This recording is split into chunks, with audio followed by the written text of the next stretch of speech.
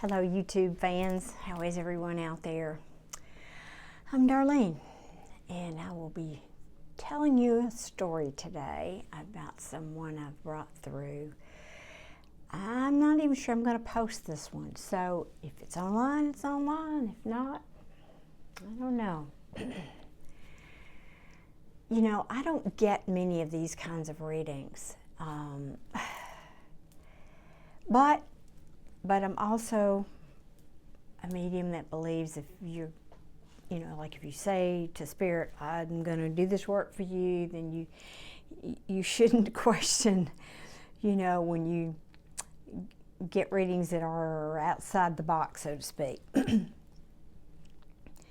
That is not my concern. My concern is this was different than just someone coming through and talking about their family or what happened to them and all that. So I hope that it's well received, and we'll go from there. If you like these kind of readings, I got to get my business out of the way. Hit that like button, all that good stuff, please. And check out, I have a long playlist of these kinds of readings. Maybe, if this one doesn't fit for you and your loved ones, maybe another one will. Okay, so I have a preparation process that I do before I sit, ask a request. So, I was doing my process, and I do a little protection thing, and then I sit and meditate for a bit, and then I ask my team to bring forth who they would like me to read for today. It's simple, but it takes a little while. So today we have a gentleman coming through, and well, I'm trying to weed out some of this so this video is not horribly long. He apparently died in 9/11. Now, I've never yet, that I know of, brought through someone that died in the 9/11 tragedy. I could have and just not known it, and they didn't tell me how they died or what, but this one did. So there's a story of him being trapped, wandering on the other side, and that's why this one's a little different. So depending on who you talk to, other mediums may have a different story about what happens when we cross over. 99.9% of the time, souls cross over, and there's, that's it. They're done. They're all over there living their new existence. Although it does take some transition time, varying on what the person's been through and, all that. However, occasionally, someone gets stuck. And that's the case with this gentleman. And so I want to go into a little bit of, I'm just praying I can remember everything he told me, because I don't usually get all this much information that he's given me. So I want to tell the whole story, and I want to get it right. So please bear with me as I may stop and try to pull that out again. I may close my eyes to try to reconnect with that information. So hang with me, please. So he's showing me the scene of, he's a businessman. He's in a suit. He's a good-looking man. He's, I don't know, 6 feet, maybe a little over 6 feet tall, sandy brown, lightish brown hair. And he started his interaction with me by saying, this wasn't supposed to happen. This wasn't supposed to happen. I'm not done yet. This wasn't supposed to happen. And he just kept repeating that. And so, of course, then I had to find out what he was talking about and, hear the story, and that took a little bit of time. But so he showed me the story. When I get information, it's like if you close your eyes and it's like you're watching a movie, but it's inside my head. So he was not supposed to be there that day. The best I can tell, he didn't work in the towers, but he was there for a business meeting that day. And I believe he was in some kind of field of like finance, banking or something, finance. But he had a meeting there that day, and he's showing me he's going into the meeting, because when I see him, he's got a shirt and tie on, but no jacket. But he's showing me the whole sequence here. He goes into the building, he goes up, he meets the people he's supposed to meet with. I mean, he's saying hello to the people. They usher him into this conference room. There's a number of people sitting around this table. They're having the meeting. They're kind of getting into it, you know. I see him, now before he goes in, he showed me this later, before he goes in, he actually has a phone call with his wife. And then he goes into the meeting, and then they're getting into their business, and at some point he takes his jacket off and puts it on the chair. And they're, again, getting into this nitty-gritty of this business meeting. Could have been some kind of negotiation of some sort. And he leaves the room and goes into the hall to take a call or make a call to his boss about whatever this business dealings that was going on there. Okay, so he takes the call from his boss, and then he goes back into the meeting room. I mean, he's showing very clearly that, you know, the meeting room had like glass, at least halfway up the wall, glass, and anyway, irrelevant. So he goes back into the room, and then that's when the tower he was in was hit. So then now he's showing me he's walks into the hall, and he's looking around, and all he can see is dust and smoke. So I don't know the time frame of this, but dust and smoke and lights, like flashing red lights. I don't know if that's emergency exit lights or emergency lighting. I don't know what that is, but and now he's showing me he's walking like with other people. He's walking down a corridor and into the stairwell. And he's walking down the stairwell. Again, and a lot of people like have something over their mouth just so they're not breathing in the debris and the dust and all that. And I see him actually, there's, I guess, first responders coming up the stairs past him. But here's the illumination was that while he's doing this, he's already passed. He's already died. But he doesn't know it yet. So, he goes on to show me that he's just continuing to walk back and forth. It's like a maze, like you would imagine, a big elaborate maze. And he goes down a stairwell, and then he goes down the hall, and he takes a left, and then he takes another right, and then he takes another, and that dead ends, and then he goes back. And all the while, it's dark, it's dusty, it's smoky, it's yucky, it's dirty, there's soot and dust and everything all around. It's just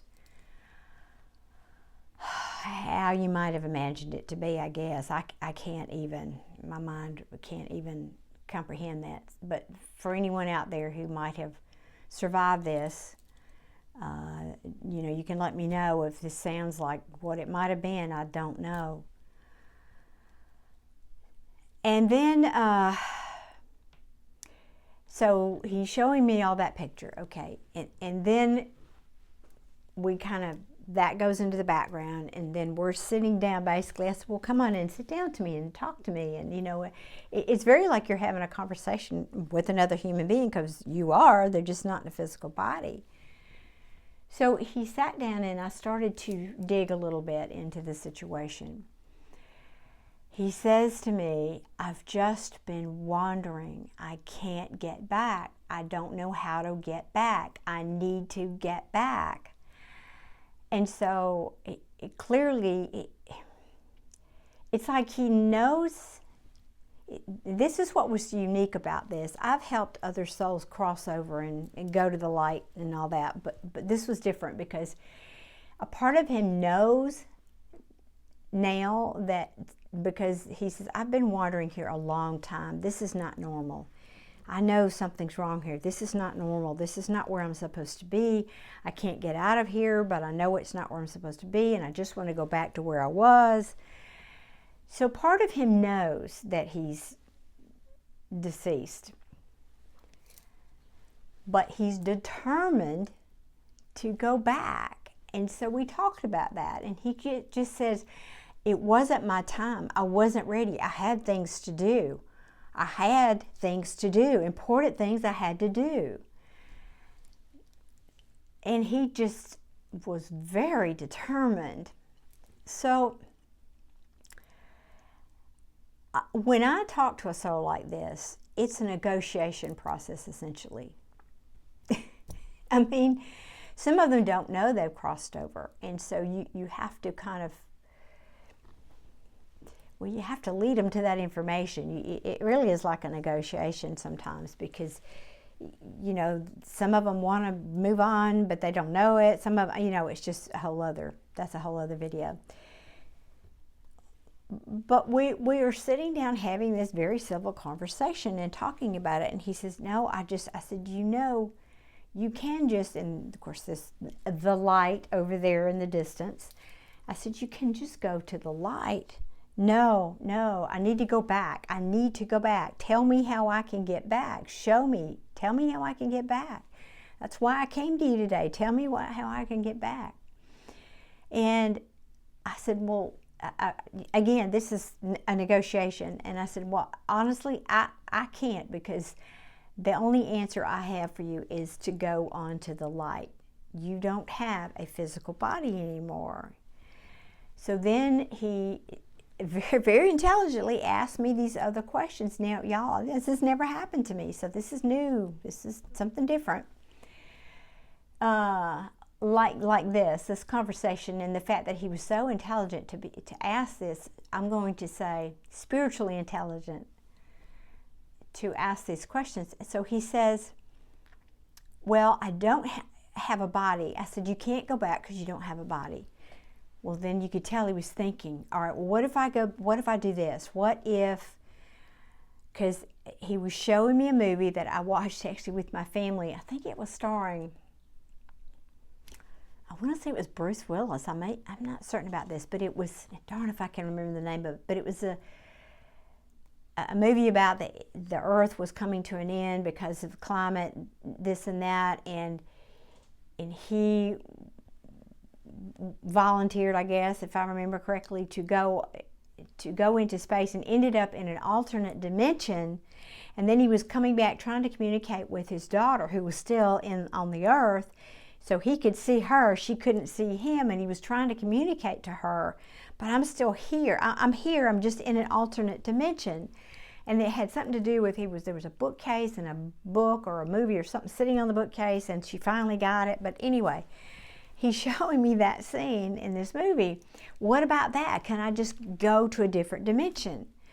So I laughingly said, well, this is above my pay grade. I'm not sure about this. So let's call in a team. Let's call in the angels and the guides, and let's ask them.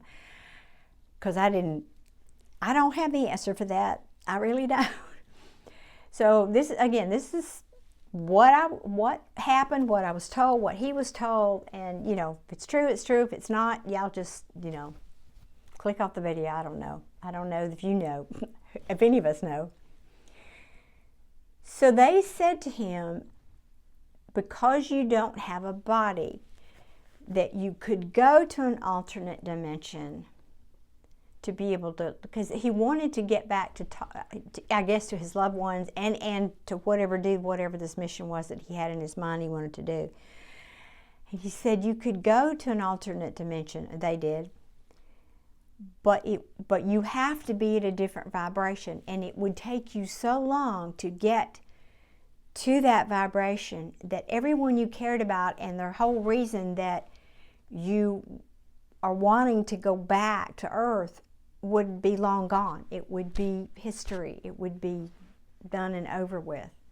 Because, you know, time is relative here. You wouldn't think it would be relative over there, but it wasn't about time. It was about a certain vibration, a level of vibration. So then he asked, this is juicy. So then he asked, well, I've heard that sometimes you can inhabit another human being's body. Piggybacking, or I think there's different terms for it, like it would be like being possessed, but not by a demonic energy. And of course, they've made movies about that too. Maybe this guy was a movie buff. But they're saying, so this is a conversation I'm observing, him talking to this team, these angels and guides over here, and they're having this exchange of information, and I'm just sitting back here listening. And so then they say, well, you could do that, but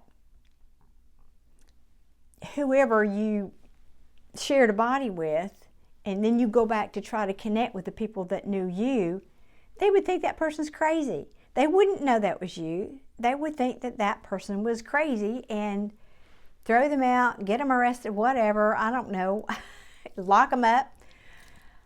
So that's just not a solution either. So after a long discussion, and there may have been more said between them, I suspect there was, that I wasn't privy to, he finally acquiesced. He finally realized that, and he said, I know, he said, I want to remember this correctly. I know now that I'm dead from the physical world.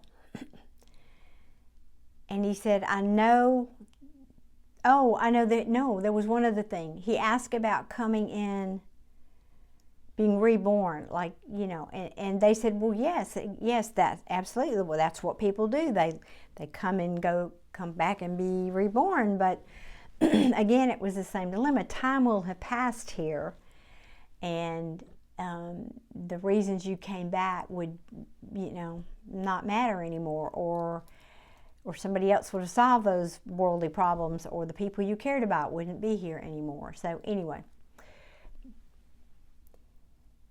so the discussion with the guides and angels, they're just waiting over there, and now as he turns to me and we're talking, and I said, I don't have the answer, but you've heard this information from them, and he just finally said, well, he was just so reasonable. I mean, usually he was determined at the beginning, but intelligent and reasonable. And he said, like he had heard all the information, and now I've made a decision, anyway. And so he acquiesced, and he said, okay, he said, I wanted to come back, but I get it. I guess really there really is no alternative, because mainly of time passing, and it's been, already so many years. And so I said to him, because the guides gave me this message, that because he asked, I don't remember if he asked or they told him about his mother. Well, when he was here, his mother was still alive. That's right, they told him. And they said, but you can see your mother. If you come with us and you come into the light, your mother is here. Well, he was shocked, because he didn't know his mother has crossed over since he left. So he didn't know his mother wasn't still alive. And that was sort of the tipping point for him to let go of this place of wandering and this no man's land that he had been in virtually. And finally, he did. He went over, and in my mind, the picture that they give me is just kind of this portal of light opening up, and then they just kind of take him and walk through it with him, and then swoosh, and he's gone. I mean, that could have been from TV, but that suggestion might have been planted in my mind ages ago. But that's how I see it. That's how they give it to me, because they give mediums pictures and images that we can understand so that we can translate it for you guys. So let me see if there's anything else. Gosh, that was a really unique. So the bottom line is he has crossed over. He is no longer wandering. And if anybody out there happens to find this, and this sounds like any of this sounds familiar to you, of someone that you know or knew, or knew the story of, please know that this soul has officially gone over now and is with his mama. Now he is with his mama. So that was a long one today, folks. I don't usually like to make them this long, but there was a lot of information and I wanted to share. And like I said, if I post this, let me know what you think. If I do love getting comments, but keep it positive, please. Keep it positive. Takes a lot of nerve to do what I do here on YouTube. I don't know if you know that, but so I appreciate you watching today, all of you, so very much. And I look forward to reading and bringing for you soon and bringing through your loved ones soon. Again, I'm hoping to do a few more of these this week. I've been behind doing other kinds of readings. I've been doing some tarot readings and all that here for you. So hopefully I'll get back on track and start putting out a few more of these readings. But until then, I wish you all many, many blessings, and I'll see you soon. Take care.